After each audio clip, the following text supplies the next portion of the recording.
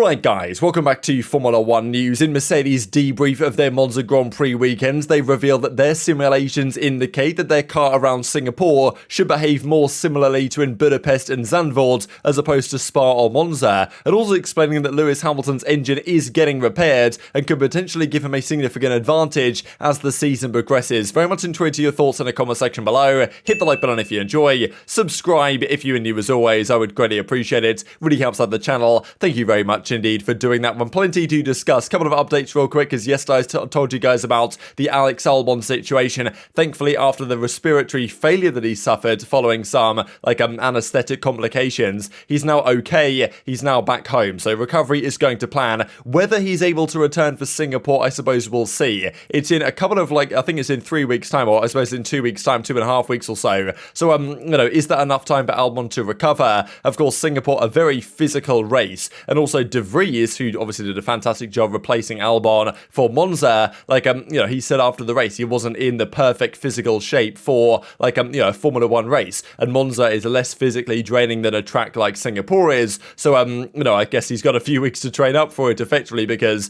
Albon, I guess it's not a guarantee he will race in Singapore. Hopefully he will, but definitely want to keep in mind. Now, one of the big remaining questions in the driver market is what's happening with Alpine, because Alpine want, I believe, Gasly, but they can't get Gasly if Alpha Tauri don't get Colton Herta, who apparently is the driver they want. He doesn't seem like, as it stands, he's going to get the super license he needs to come over from IndyCar, and therefore it's not going to happen, and Gasly won't go to Alpine. Therefore, they need another driver. Supposedly, they want an experienced driver like a Gasly, but maybe Jack Doohan could be their man. He's kind of outside of Piastri, he's a Formula 2 talent. He won, I believe, the Spa feature race recently, so he's pretty hot prospect. Of course, one Australian to another, you could argue. But there's other names on the cards as well, because they're doing some testing right now at the Hungaroring, and they've invited certain individuals along. Gasly is looking less and less likely. They've invited Nick De Vries along, apparently, it seems. So all of a sudden, after that performance in the Williams at Monza, everyone is looking for Nick De Vries' signature for next season. And then there was actually some rumours that Mick Schumacher was going,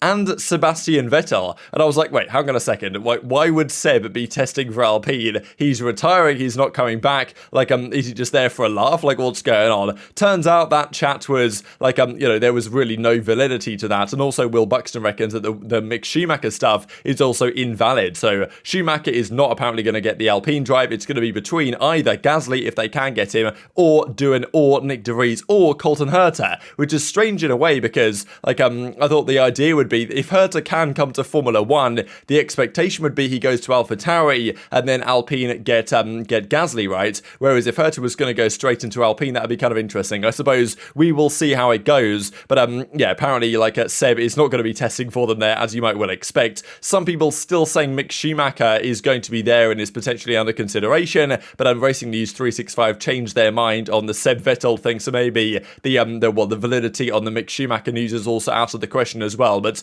probably it's going to be one of these four guys, you would think, unless they bring in a super OG name like Haas might do with either Hülkenberg or Giovinazzi they're currently linked to. So a bit of a messy situation, to be honest. This also just to mention, because Stefano Domenicali, we talked about what he had to say last night on sprint races, reverse grid, and all that type of mess last night, that he confirms that the maximum number of races will be 24 on next year's calendar. We already knew this to be the case, but of course, with the Las Vegas Grand Prix coming in, trying to go back to China, I think that France isn't going to be there, but they're going to mess things around a little bit. So I don't know if China's going to happen, though. I think it's more and more likely that's probably not the case as it stands. So we might not get 24 next season, we might get 23. I guess we'll stay tuned for that one. Let's talk Mercedes, of course. They had a decent result at Monza, all things considered. They knew their car was not going to be as suited to that track as it was back at Budapest and Zandvoort, for example. And Hamilton actually went on to apologise to his team after the race weekend on the radio, just because he probably knows that if he hadn't have started P19 and he'd have started from where he qualified in what I suppose would have been P2 without a penalty where George Russell was, because Hamilton was slightly ahead of Russell in qualifying, then the race for Hamilton could have been very different. But the reason he was at the back, of course, is because they had to take a new engine, because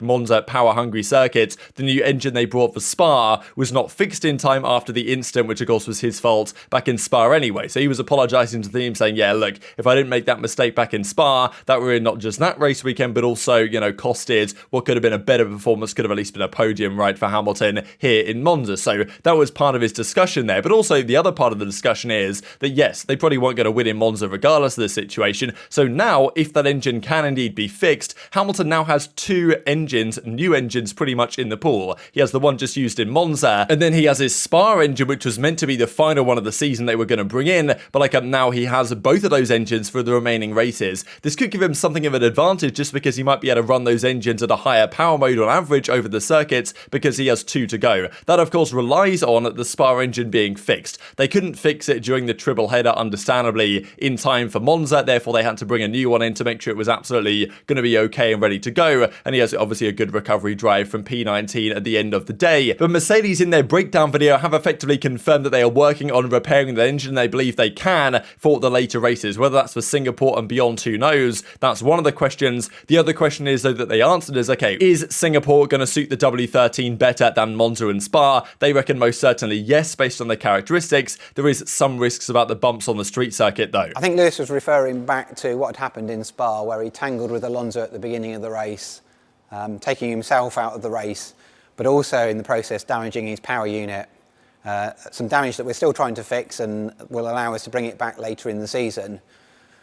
But the time it takes to fix that meant that we had to run an older PU at the last race in Zandvoort, and at this race we had to bring a new PU into the pool. That new PU meant we had to take a penalty, and Lewis started from the back of the grid. Well, I think he had a fantastic drive to come from the back of the field all the way up to fifth with the car we've got. I think was a fantastic effort from Lewis. And I think what Lewis was really apologising for was the fact that he knew that if he'd have started where he qualified, he could have had an even better race. And it was just simply that. I think when you look back at the learning we've gathered over the season, I think we expect that Singapore to be a bit more like we've seen in Budapest and Zandvoort. It's a bumpy circuit, which is going to provide its challenges. But in terms of the nature of the corners, we think it'll be a bit better for our car. So hopefully we have a good result there. As always, we'll do all the pre-simulation work we need to do. We'll maximise our learning in the practice sessions, and hopefully we can turn that into a good result at the weekend. So let's talk about the engine situation first, right? We believe that Mercedes' plan was to bring in the engine they brought for Spa, like their third one of the season, was going to be their last one. They're pretty much the only team to manage to make it the entire season on one set of power units with no penalties. Ferrari, Red Bull have taken, well, many penalties it seems at this point. Mercedes might have been able to get to the end with no issues, but after this collision for Hamilton, the engine was damaged and he had to take a new one in Monza. As was mentioned in the video, it does seem indeed that probably his engine will get repaired in time, and therefore there's still some power hungry circuits, Mexico, Kota for example, even Japan to some degree on some of the straights there. So there are some circuits where maximum power is advantageous, and for example you may have seen that in Spa, one of the reasons why Max was maybe so fast was because his engine being brand new obviously gave some element of advantage. So for the upcoming races, Mercedes will get the choice between the two engines for Hamilton, which probably means that on average they can run both of the engines at a slightly higher power mode than they typically would, which might give him some advantage in the upcoming races compared to where, let's say, George Russell might be trying to effectively nurse home his current engine to the end of the season. So that might, especially like obviously Mercedes, their goal is just to win one race or two races, whatever they can possibly muster to the end of the year. This might give them, some added, room to play with, because we heard the rumours that Ferrari had effectively turned up their engine to the max back in Monza to try and win there, at least in qualifying.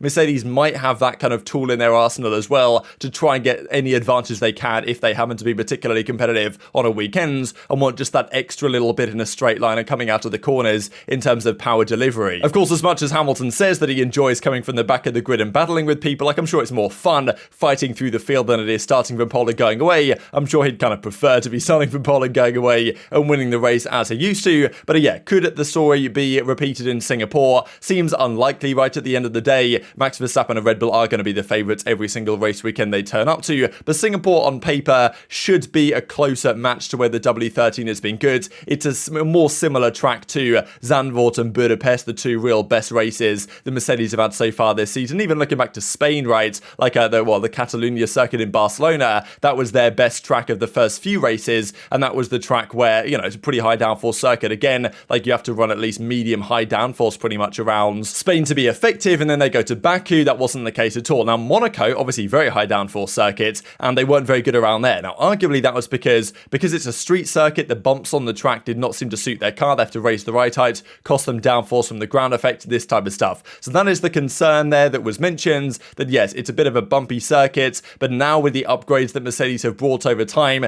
that might not affect them so much. So they seem semi-confident at least. The Singapore should be significantly better than Monza and Spa, and in a similar category to Zandvoort and Budapest, but I suppose we shall only go and see how it works out. A couple of things to mention just real quick here from, well, Toto Wolff, because he's obviously talked about Andretti and the fact that he doesn't want them to come in, and now he's talked about Porsche and said, well, obviously the Porsche Red Bull deal broke down, but he's still saying that he would like to see Porsche involved to some degree or another. So wonder if they will come in as their own team or whether they will partner up with another team down the line. But yeah, I believe the deadline for entry as an engine manufacturer for 2026 is coming up in about a month or so's time, pretty much to the day. So I suppose by then we'll know if these guys have any other ideas as to where they might go. And just to finish out with this, I'm not even going to really comment on the power rankings because I think they're already, pretty fugazi as it is, but Nick De Vries tops the lot, so congratulations. Very much enjoyed your thoughts in the comment section below. Hit the like button if you enjoyed, subscribe if you are new, take care, and I'll see you next time.